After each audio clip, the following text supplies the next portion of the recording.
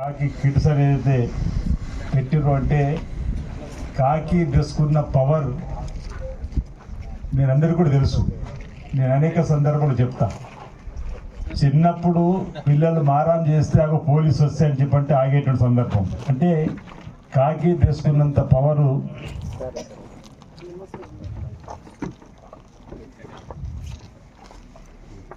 ఆ కాకి డ్రెస్కున్నంత పవర్ మనం చిన్నప్పటి నుంచే గౌరవం కావచ్చు, భయం కావచ్చు, బిడియం కావచ్చు, ఏదేమైనప్పుడు కూడా గ్రామీణ ప్రాంతాల్లో ఒక్క కాకి డ్రెస్ వేసుకున్న హోంగార్డ్ ఉన్నా అక్కడ సభ సజావుగా జరగడానికి అవకాశం ఉన్నటువంటి సందర్భం, ఉన్నటువంటి పరిస్థితి, మనం పోలీస్కి ఇచ్చే గౌరవం మన చట్టంలో రాసుకున్నటువంటి సందర్భం మనం అందరం కూడా గమనిస్తున్న సందర్భంలో మరి ఇక్కడ పోలీస్ శాఖ వారు ఈ పేరే కాకి కిడ్స్ అని మీ ద్వారా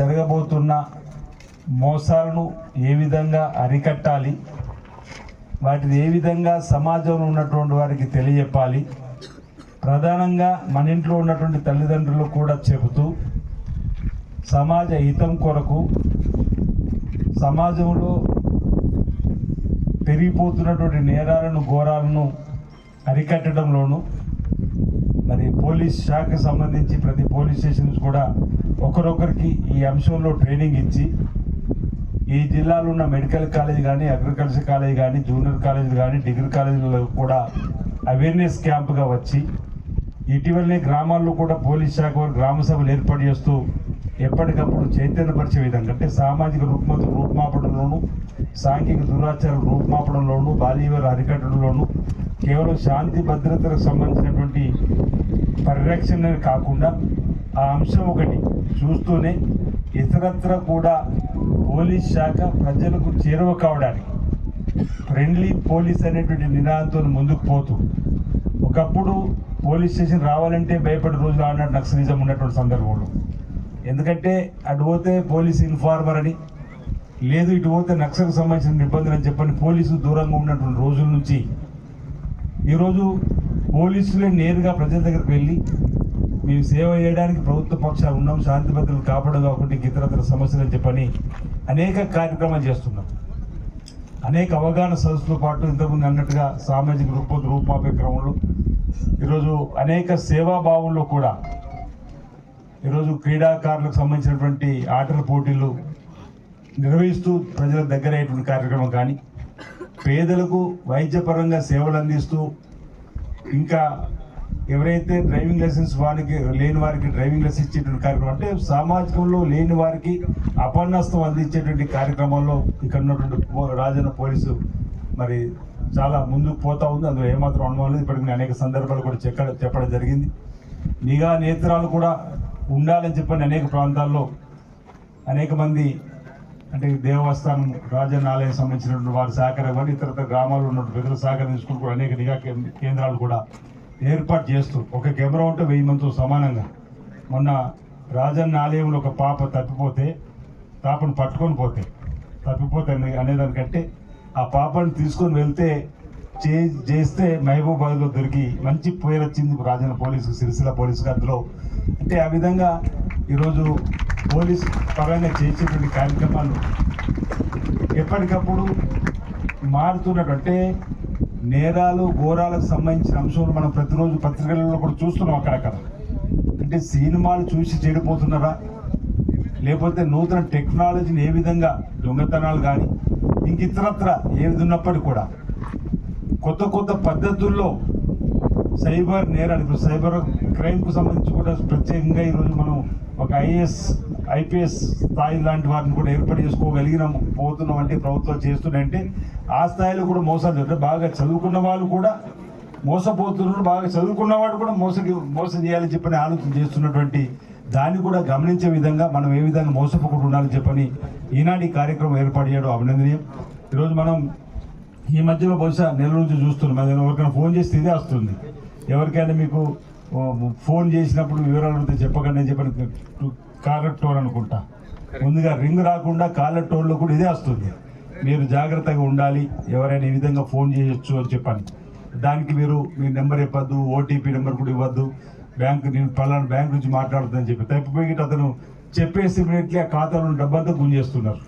ఓ రిటైర్డ్ ఎంప్లాయీ ఉంటే పాపం ఏదో నిజమే కావచ్చు అని చెప్తే ఆయన దగ్గర ఉన్న 5 లక్షలు 6 లక్షలు ఇప్పుడు బ్యాంకులో ఉన్న డబ్బు కూడా వాళ్ళు గుంజేస్తున్నట్టుగా సందర్భాన్ని కూడా చూస్తున్నట్టు. ఇంతకుముందు డిఎస్పీ గారు ఒక మాట అన్నాడు వీడియో కాల్ సంబంధించి. నేనైతే వీడియో కాల్ ఎట్టి పరిస్థితుల్లో మాట్లాడాను. నేను నా ఊహ తెలిసినప్పటి వీడియో కాల్ అంటే ఎట్టి పరిస్థితుల ఎవరైనా వీడియో కాల్ రమ్మంటే రాను. నాకు అన్నా ఈరోజు పుట్టినరోజు ఉందన్న వీడియో కాల్ వచ్చి శుభాకాంక్షలు చెప్పండి మీ వీడియోని తీసుకుని పెట్టుకుంటే అంటే నేరుగా వస్తే తప్ప వీడియో కాల్ మాట్లాడని చెప్పి. అంటే దానివల్ల మనం ఇతరులకు మార్గదర్శకంగా ఉండాలని చెప్పినటువంటి కార్యక్రమంలో భాగంగా వీడియో కాల్ వీలైనంత దూరంగా మీరు కూడా ఉండాలి, మీ ఇంటి పాది ఉండాలి, బయట కూడా చెప్పాల్సినటువంటి సందర్భం ఉంది. అదొక వ్యసనంగా మారేటువంటి సందర్భంలో అందరూ మంచి వాళ్ళుగా ఉండరు కాబట్టి వీడియో కాల్ అనే దానికి ఒక జూమ్ మీటింగ్లో పాల్గొంటే మేము అంటే అందరు ఆఫీసర్స్ కానీ వీడియో కాల్లో మాట్లాడడం కోసం ప్రయత్నం చేయకుండా ఉంటేనే మంచిది. సైబర్ నేరగాళ్ళకు చాలా దూరంగా ఉంటే మంచిది. మన యొక్క గోప్యత అనేది పాటించాలి. మనం చిన్నప్పుడు కూడా చదువుకునేటప్పుడు చెప్తారు గోప్యత అనేది కూడా అత్యవసరం.